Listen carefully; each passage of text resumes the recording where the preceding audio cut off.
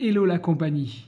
Alors, Motsei Shabbat, on va rentrer dans Purim, une fête énormissime, et j'ai un petit message à vous montrer, quelque chose que j'ai découvert, qui est juste de l'ordre de l'exceptionnel. L'exceptionnel dans son évidence, l'exceptionnel dans les signes qui nous sont donnés par la Torah et qui nous disent mais pourquoi on ne prend pas plus de temps pour fouiller, pour se casser la tête et pour découvrir par soi-même ces petits symboles qui nous mettent la joie au cœur, tout simplement, qui nous rendent jovial, qui nous font plaisir et qui nous font prendre conscience qu'il n'y a pas de hasard. Il n'y a aucun hasard. Évidemment, j'ai voulu vous préparer une vidéo sur Purim. Après, je me suis dit, non, mais attends, on va rentrer dans Vaïkra. Cette semaine, on va faire Parashat Vaïkra. Il faut faire Vaïkra. Alors, j'avais différentes manières de faire. Soit je me dis, on reste sur quelque chose de très classique. On fait les choses en ordre parce qu'on aime bien ne pas faire trop de changements. Vous savez comment on est, nous, les êtres humains. Donc, on a fini Pécoudé. Allez, un chapitre de fin. Rappelez-vous que Pécoudé, c'est le dernier chapitre du Sefer Shemot. Donc, c'est terminé, c'est plié. On y reviendra l'année prochaine. Et donc, autant rentrer dans Vaïkra. Sauf que je suis pas comme ça. Je peux pas partir, je suis un sentimental. Qu'est-ce que vous voulez que je fasse? Je peux pas quitter une paracha en me disant j'ai rien compris ou j'ai pas appris quelque chose de fort. Ça m'est compliqué. Surtout que lorsqu'on regarde Pécoudé, celle qu'on a faite Shabbat dernier, qui nous a accompagnés toute cette semaine et dans laquelle on va se préparer à rentrer dans Vaïkra, on est sur la fin du Mishkan. Le Mishkan, rappelez-vous, le tabernacle, c'est ce qui nous permet de nous connecter au Créateur. Le tabernacle, d'après les sages, les chachamim, ça constitue un microcosme de l'univers. Le Créateur réside dans le tabernacle, dans le Mishkan. Forcément, il réside dans l'univers. Et donc, c'est une manière pour nous de comprendre comment tout ça est constitué. D'autant que Vasuli Mikdash Veshachanti Betocham, on l'a déjà dit, ils feront pour moi un tabernacle et je résiderai parmi eux. Le Mishkan, il est avant tout à l'intérieur de nous. C'est le travail de notre corps pour reconnecter le corps à l'esprit. Tout ça, c'est du connu, vous l'avez compris, vous le savez très bien. Petite clé au passage. Betzalel. Betzalel qui est cité début de la paracha Pécoudé, dernier chapitre de Shemot. Et lui, que nous disent les sages, et en particulier le Ramban, il nous dit que Betzalel connaissait l'art, écoutez bien comme c'est magnifique, de combiner les lettres sacrées par lesquelles le ciel et la terre ont été créés, et que son niveau de sagesse, puisque on nous l'avait déjà dit dans Kitissa, Perek Lamed Aleph Pasuk Bet, qu'il avait atteint ce niveau de sagesse, et ce niveau de sagesse atteignait celui avec lequel Dieu avait créé l'univers. Qu'est-ce que ça veut dire tout ça? Est-ce que c'est du charabia? Pas du tout. Simplement, il y a un petit peu des composants qui nous permettent de comprendre comment chaque élément de la matière est créé, comment dans chaque élément de la matière il y a du divin, ça veut dire il y a une molécule ou il y a une composition qui lui permet d'exister en elle-même. De la même manière, nous avons cette puissance en nous, cette puissance qui de tout individu nous permet d'arriver Mea la Teva au niveau 8, puisque nous vivons dans 6 qui devient 7 avec le Shabbat, pour être 7 le chiffre de la nature, donc le 6 c'est le quotidien, on va dire, les 6 jours, Sheshet Yamim Ta'aseh Melacha, pendant 6 jours vous ferez tous les travaux besoins, donc vous vivrez dans ce monde matériel, c'est la matérialité. 7 c'est la nature dans son ensemble, qui inclut cette composition, bam, qui nous permet de faire des choses. Et que fait le juif? Que fait l'hébreu, celui qui traverse, celui qui continue à franchir les épreuves et les missions et le quotidien? Il rentre dans 8, mais à la Teva, c'est le symbole de celui qui dépasse l'entendement, qui dépasse, c'est pas possible, et bien ça va devenir possible avec moi. Et là-dessus, je me suis rendu compte, par un hasard incroyable, que depuis les parashiot Trouma, à chaque fois qu'on nous a dit « Chachmelev », vous prendrez des gens qui sont Chacham Lev, ceux qui ont, comme c'était marqué dans Vayakel, « Vechol Chacham Lev bachem uvohu, veyasu et kol asher tziva Hashem », que ces personnes qui on avait dit ensemble qu'ils étaient artistes, puisque sensibles de cœur, Chacham Lev, intelligents du cœur, qu'est-ce que ça veut dire? Ceux qui ont une certaine sensibilité, comme par hasard, Betzalel, qui a cette chorma pour créer le Mishkan, que nous dit les Chachamim, c'était un artiste. C'est pas étonnant, on est d'accord. Eh bien, dans ces parachiotes, dans Trouma, dans Tetzavé, dans Vayakel, et encore une fois dans Pécoudé, on nous donne un ensemble de composants que je n'ai pas compris, qui est Trelet, Argaman, Tolat Shani ou Vachesh. Et avant ça, évidemment, Za'av Vekesef ou Nechoshet, donc l'argent, l'or, le cuivre, des laines, du lin, différentes couleurs de laine, pourpre, écarlate, etc. Bon, on ne va pas rentrer dans le détail. Du lin, Shesh, c'est du lin, Veizim et du bois. Bon, je me suis dit, c'est pas possible. En fait, en réalité, ça nous apprend absolument rien, ces composants. C'est pas quelque chose qu'on fait encore aujourd'hui, de la laine, du lin, des couleurs. Où est-ce qu'on en est? Je me suis rappelé que le mélange de la laine et du lin sont la manière dont le corps peut réagir en fonction de ses caractères, et qu'on ne les mélange pas à la Torah, c'est pas pour rien, pour ne pas mélanger des choses qui sont opaques, qui nous empêchent de nous connecter avec des choses un peu plus profondes. Encore une fois, toujours dans un but de libérer la puissance de l'être humain dans ce monde qui peut être capable de faire des choses incroyables.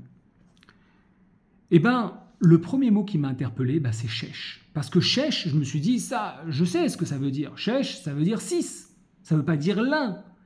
Echad, Shtaim, Shalosh, Arba, Chamesh, Shesh. Et quand je l'écris comme ça. Shin, Shin, qui veut dire 6. J'espère que ce n'était pas l'envers pour vous. Mais 6, c'est aussi Vav, la lettre Vav. Aleph, Bet, Gimel, Dalet et Vav.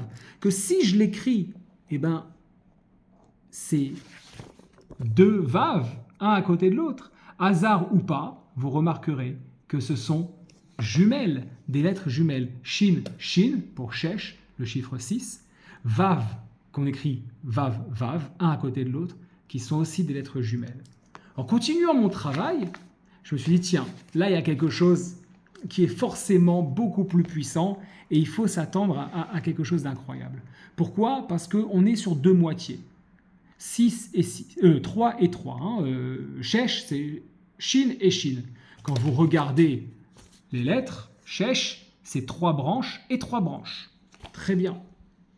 Tout de suite, j'ai pensé à une chose. Je me suis dit, tiens, c'est un petit peu, finalement, comme le travail qu'on doit faire, où on sait que on est dans une notion de demi. On l'a vu, Machatzit Hashekel.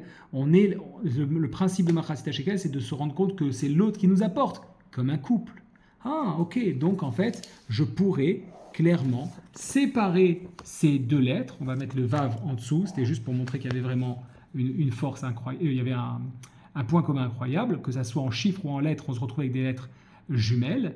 Shesh, on a 3 et 3, donc on peut considérer qu'on a d'un côté l'homme et de l'autre côté de la femme. D'accord? Mais alors c'est quoi les branches? C'est très simple, c'est ce que fait l'être humain, c'est-à-dire qu'il travaille avec sa tête, son cœur et son corps. Et donc de l'autre côté, on va avoir la tête, le corps et le cœur. Vous voyez? La tête, le cœur et le corps. La tête, le cœur et le corps. Lorsque l'homme, dans ce monde, on a ici 6 branches des 2 chines, vit dans sa matérialité, il travaille avec sa tête, il réfléchit, avec son cœur, ses émotions, et c'est son corps qui se met en travail. Très bien, on y arrive impeccablement. Évidemment, il fallait arriver à quelque chose de phénoménal, puisque là, on se retrouve à un niveau à peu près classique. Vous allez vous poser la question évidente, mais pourquoi il nous parle maintenant de Trelet, Argaman, ou Tolat Shani ou Vachesh, qui est dans Pekoudé, quel rapport avec notre sujet? Quand on regarde la Megillah, à partir du Passouk Vav, vous serez à la synagogue pour l'écouter évidemment dès samedi soir et dimanche, on l'écoute 2 fois, n'oubliez pas. On peut se demander, c'est quoi ce délire? Déjà d'être dans une fête, rappelons-le, qui restera lorsque Mashiach viendra, une des rares avec Hanouka, une des rares qui n'est pas ordonnée par la Torah, mais c'est l'homme qui a agi en souvenir de cette action concrète de l'homme. On la garde, c'est ce qu'on a vu l'année dernière sur les fêtes de Hanouka et de Purim, les 2 fêtes qu'on va garder. Et à sortir du Pasuk Vav, Chur Karpas ou Trelet Achuz, on commence avec Trelet qui revient, Bechalvle Vutz, Ve'argaman, Algile Kesef. Trelet, Argaman, Kesef. On va continuer avec Vamoudé Shesh Midot, Za'av, Va Kesef, Achitzvat Ba'at, Va Shesh. Et même Shesh, il revient, c'est le lin qui est à nouveau. Je me suis dit, tiens, c'est quand même extraordinaire que entre Pekoudé et le Purim, la Megillah, on retrouve ces composants qui ne nous concernent pas. Or, la Megillah a été écrite 1000 ou 1500 ans plus tard. Et donc, par conséquent, enfin pas écrite, mais qui a été racontée et qui a été vécue à ce moment-là. Or, à ce moment-là, pourquoi on nous reprend encore ces composants qu'on avait déjà retrouvés plusieurs fois? Alors, on l'a dit, comment ça fonctionne lorsqu'on veut produire quelque chose? On utilise notre tête, notre cœur, et on fait utiliser ce corps que nous avons, nos bras, nos pieds, nos jambes, etc. pour fonctionner, tout va bien. Si on rajoute l'univers, ou le créateur, vous l'appelez comme vous voulez, on rajoute une barre centrale, on avait 3 de chaque côté, okay, les 3 barres du Shin, tête, cœur, corps pour l'homme et la femme, on rajoute l'univers, on est marié avec le hasard, certains l'appelleront, ou d'autres les énergies, et nous avons le 7e, nous vivons dans une matérialité absolue. Sauf que l'homme veut faire autre chose, puisqu'il est juif, parce qu'il est hébreu, parce qu'il est là à voir, il veut aller au 8. Et donc, qu'est-ce qui se présente? Quand on continue à lire un petit peu la paracha, on se rend compte qu'il est marqué juste après Ushva meot ushloshim shekel be shekel hakodesh. On va nous parler d'une manière à travers ça, Kol hazahav ve'asu lamlacha bechol melacha hakodesh. Tout l'or va servir à faire un travail libéré, kodesh, okay, qui est réservé au divin, à quelque chose d'énorme. Vayi zahav atnufa tesha ve'esrim kikar. Ushva meot ushloshim shekel be shekel hakodesh. Et voilà que nous nous retrouvons ici avec l'argent de la communauté qui avait été compté. Elle nous donne le montant 100 talents et 1775 cycles, des cycles kadosh, des shekel hakodesh. Pekudé et date, voilà que cet argent il est compté pour témoignage. Mais ad kikar ve'elef ushva meot vachamisha ve'shim shekel be shekel hakodesh. Et là, qu'est-ce qu'on va nous parler? Beka la gulgolet machatzit shekel be shekel hakodesh. On nous parle tout d'un coup que ça a été mis en place un demi-cycle pour tous ceux qui avaient 20 ans et plus, afin de devenir un shekel complet, un shekel entier, shekel hakodesh. Ok, donc autant dire qu'on nous parle de ce demi-cycle. Qu'est-ce qui nous permettrait d'ajouter un demi qui serait en fait un entier, un bechatzit shekel, beshekel hakodesh? Dans le travail de l'être humain, lorsqu'il a été d'accord d'utiliser ses capacités humaines, sa tête, son cœur et son corps, en tant qu'homme, sa tête, son cœur et son corps en tant que femme, qu'il est d'accord de s'unir en plus aux énergies, à la nature, à la vie, à l'univers, à tout ce que vous voulez, que moi j'appelle le créateur, la création du monde. On se retrouve 3 et 3, et le quatrième, et celui du milieu, ça fait 7. 3 plus 1, on est à 7. Il nous manque une composante importante, que seul le juif a. Que seul le juif a et qui lui permet de sortir du lot, équivalent à machatzit shekel, le demi d'un tout, c'est l'âme divine. Nous avons, alors là je vais vous demander évidemment d'aller sortir, out of the box, de sortir d'un calcul, comment on appelle ça, très, très régulier, très carré. Une neshama, on en a chacun une dans le cœur, mais on est la moitié d'un autre. Donc en réalité, on peut se retrouver à faire quoi? À faire un shin avec une 4e barre. Cette 4e barre, c'est notre neshama qu'on rajoute, mais qui n'est en fait que la demi d'une autre. Et on est obligé de l'ajouter à, évidemment, chacun des shins. C'est-à-dire quoi? C'est-à-dire qu'on rajoute ce divin, on n'a pas besoin de se marier à l'univers, au hasard, aux énergies. On l'a en nous, on le réveille, on devient non plus un shin à 3 têtes, mais un shin à 4 têtes, que vous pourrez retrouver sur le roche des tfilines de l'homme. Comme par hasard, vous avez une face avec un shin à 3 branches, de l'autre côté un shin à 4 branches. Où est-ce que nous mettons les tfilines? Sur notre corps. Où ça? Au bras qui touche notre cœur et à la tête. Tête, cœur, sur le corps, nous avons les 3. Qu'est-ce qui nous demande de mettre les tfilines? Notre neshama, parce que seul le juif peut le faire.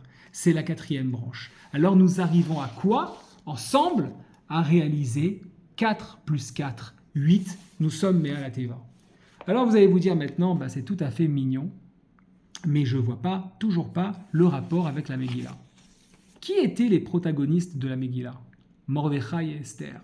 Mordechai et Esther qui forment ce couple uni qui va exploser tout. Mordechai est le Keter, il est cette direction, l'émulsion, il donne l'énergie à Esther qui est la malchoute et elle produit. Et il lui dit, il faut réagir, va voir Achashverosh, le roi, elle se met en place, elle y va, elle organise, elle dit aux Hébreux de jeûner, elle trouve la méthode pour que la vision de Mordechai soit unie.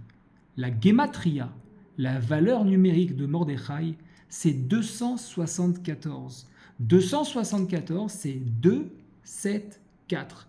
C'est-à-dire 4 plus 2, 6 et 7. 6 qui devient 7 qu'on additionne, qui devient 7 plus 6, 13. La Gematria d'Esther, c'est 661. 6 et 1, 7, et à côté le 6. Regardez, 274, 661.